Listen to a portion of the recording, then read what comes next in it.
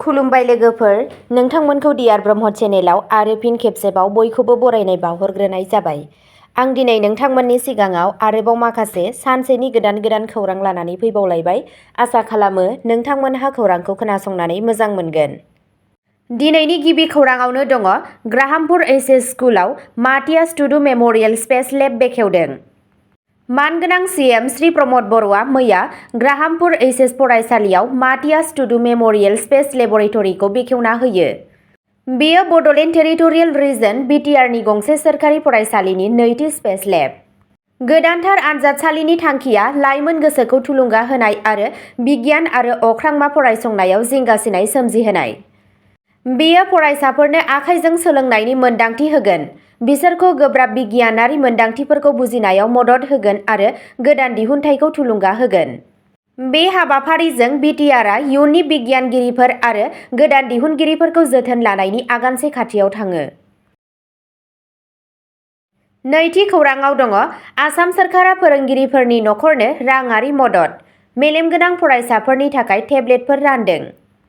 गेजेरारि सोलोंथाइ बिथोनगिरिया फरायसाफोरखौ हेफाजाब होनो आरो थैनाय फोरोंगिरिफोरखौ मान होनो थाखाय मोनसे जर'खा हाबाफारि खुंदोंमोन।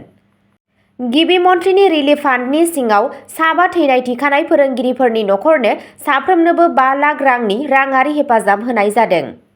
बेनि अनगायैबो आर'हान बिथांखिनि बाहागो महरै कामरुप मेट्र'पलिटान जिल्लानि सा 116 मेलेमगोनां फरायसाफोरा गावसोरनि फरायनायाव हेफाजाब होनो थाखाय टेब्लेट रानदोंमोन। बे हाबाफारियाव बाहागो लानाय सोलोंथाइ मन्थ्रि रनज पेगुआ सोरखारनि डिजिटेल सोलोंथाइयाव गोसो होनायखौ नोजोर होदोंमोन। बिथाङा फरायसाफोरखौ सोलोंथाइनि थाखाय आइजेंफोरखौ बाहायनो थाखाय थुलुंगा होदोंमोन आरो गाज्रि बाहायनायनि बेरेखायै सांग्रांथि होदोंमोन। टेब्लेटफोरा मोनसे खान्थिजों सुजुजानाय, जाय समाजारि बिजों प्लेटफर्मसिम सौहैनायखौ होबथायो। बेखौ रोखा खालामो दि बेफोरो सोलोंथायारि थांखिफोरनि थाखाय गोख्रोङै थायो।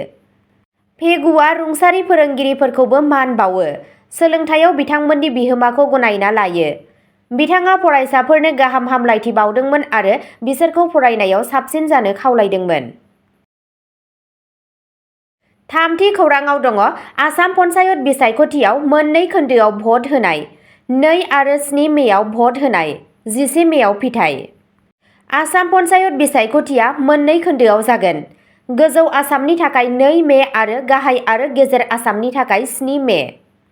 गुवाहाटीआव गाहाय बिसायख'थि कमिशनार आलक कुमारनि फोसावनाय बायदियै 11 मेआव फिथाइ फोसावनाय जागोन। आसामाव 1.8 कौटि भट होग्राफोर दं आरो मुं थिसननाय बिखान्थिया 11 एप्रिलसिम सोलियो। गासै मोन 2007 भट होग्रा मिरुफोर फसंनाय जागोन। मडेल कड अफ कन्डाक्टआ दा गोहोम गोग्लैगासिनो दं। गाहाय फोसाबनायफोराव आइजोफोरनि थाखाय 50% मासि थिखानाय आरो बिनायसाफोरनि फोरमायथिनि थाखाय मोनसे अनलाइन पर्टेल दं। गाव पन्चायत बिसायख'थिया दोलोनि नेरसोन गैयाजासे खुंजागोन। खर्सा खालामनायनि सिमाया 25,000 निफ्राय 10 लाखसिम जायो होनना खौराङाव मिथिनो मोननाय जादों।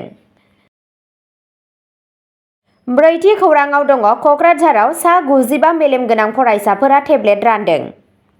फरायसाफोरनि गेजेराव डिजिटेल सोलोंथाइखौ जौगाहोनो थाखाय कक्राझार हिनजावसा गोजौसिन गेजेर फरायसालियाव आर'हन बिथांखिनि सिङाव मोनसे टेब्लेट राननाय हाबाफारि खुंनाय जादोंमोन। कक्राझार जिल्लानिफ्राय गासै सा 95 मेलेमजिबि 10थि थाखोनि फरायसाफोरा बिटिसिनि गाहाय मावफुं सोद्रोमा प्रमद बर'निफ्राय टेब्लेट मोननो हायो। बे हाबाफारिखौ बिटिसि सोलोंथाइ बिफाना खुंदोंमोन आरो बिटिसिनि मावफुं सोद्रोमा विल्सन हासदा आरो सोलोंथाइ सामलायगिरि जगदीश प्रसाद ब्रह्मआ बाहागो लादोंमोन। 2022 मायथाइयाव आसामनि गिबि मन्थ्रि ड हिमन्त बिश्व शर्माजों थिसनजानाय आर'हन बिथांखिनि थांखिया रोंग'थि गोनां फरायसाफोरखौ गोदान मुगानि सोलोंथाइ आगजुफोरजों थागथियारि खालामनाय। बे हाबाफारियाव बाहागो लानानै प्रमद बर'आ बे हाबाफारिखौ जागायनायनि थाखाय गिबि मन्थ्रि ड शर्माखौ साबायखर बावो आरो बेयो फरायसाफोरनि सोलोंथायारि दावबायनायाव मदद खालामगोन होनना फोथायनाय फोरमायो। मोनसे गुबुन बिबुंथियाव प्रमद बर'आ रायजोनाङै सोलोंथाइ बिजिरनाय हाबाफारि गुणोत्सवनि फिथाइफोरखौ बिबुंथि होदोंमोन। बिथाङा नोजोर होनानै बुंदोंमोन दि बिटिसि ओनसोला ए ग्रेड मोननो हादोंमोन, नाथाय बि थाखोनि फरायसालिफोरनि अनजिमाया बांनायखौ नोजोर होदोंमोन। थांनाय 2 बोसोराव सोलोंथायारि मान थाखोआव दावगानायखौ गनायनानै बिथाङा सोलोंथाइ बिथोनगिरिखौ माखासे बिथिङाव गाहाय दिन्थिफुंनायनि जाहोनफोरखौ नायबिजिरनो बिथोन होदोंमोन। फैबाय थानाय बिटिसि बिसायख'थिनि सोमोन्दै बर'आ बुङो the United People's Party Liberal (UPPL) आ बिसायख'थिनि थाखाय गोख्रोङै साखाफारा जागासिनो दं। मोन 40 बियाबफोराव बिसायख'थि सामलाय आफादफोर दानाय जादों आरो मोनसे मावफुं हान्जाया 3200 बुथफोर खामानि मावगासिनो दं। बबेखानि बिथाङा मुंख'दोंमोन दि इउपिपिएलआ उदाङै बिसायख'थि गेलेगोन ना गोरोबलायनाय दागोन बेखौ थि खालामनाया गोख्रै जागोन। 5थि खौराङाव दङ बिटिआरआव अल्टारनेटिभ पार्टी अफ बड'लेण्ड मुंनि गोदान राजखान्थि हान्जा दादों। मोनसे गोदान राजखान्थियारि आफाद अल्टारनेटिभ पार्टी अफ बड'लेण्डखौ मावख'आरि महरै बड'लेण्ड टेरिटरियेल काउन्सिल (बिटिसि)आव जागायनाय जादों। बे दोलोखौ आगुनि National Democratic Front of Bodoland (एनडिएफि)नि सोद्रोमाफोरनि दैदेननायाव दानाय जादों, जायनि आफादगिरि आरो गाहाय मददगिरि महरै अनजलि दैमारी। बेखेवनाय हाबाफारिनि समाव दैमारीया बुंदोंमोन दि बर' गोजोन गोरोबथाखौ आबुङै मावफुंनायनि सायाव गोजोननाय गैयैनि थाखाय दोलोआ गायसनजादोंमोन। बिथांजोआ दाबि खालामदोंमोन दि बे गोरोबथाया मोजाङै मावफुंजायाखै, जायनि जाहोनाव बर' हारिनि गेजेराव गोबां गोनांथार जेंनाफोरा सुस्रांजायाखै। दोलोआ फैबाय थानाय बिटिसि बिसायख'थियाव बाहागो लानायखौ फोसावबाय आरो गावखौ आथिखालनि खुंथायनि मोनसे गोख्रों सोलाय महरै दिन्थिदों। दैमारी दोलोआ बिटिसि सोरखारखौ सोंखारिदोंमोन आरो बर' सुबुंफोरनि थाखाय न्याय आरो रैखाथि होनायाव फेलें जादों होनना अजद दैखांदोंमोन। बिथांजोआ आरोबाव अजद होदोंमोन दि जेलाव थानाय एनडिएफि सोद्रोमाफोरखौ हगारनायखौ बिबानगिरिफोरा नेवसिगारदों, हारिनि थाखाय गोनांथि थासेयावबो।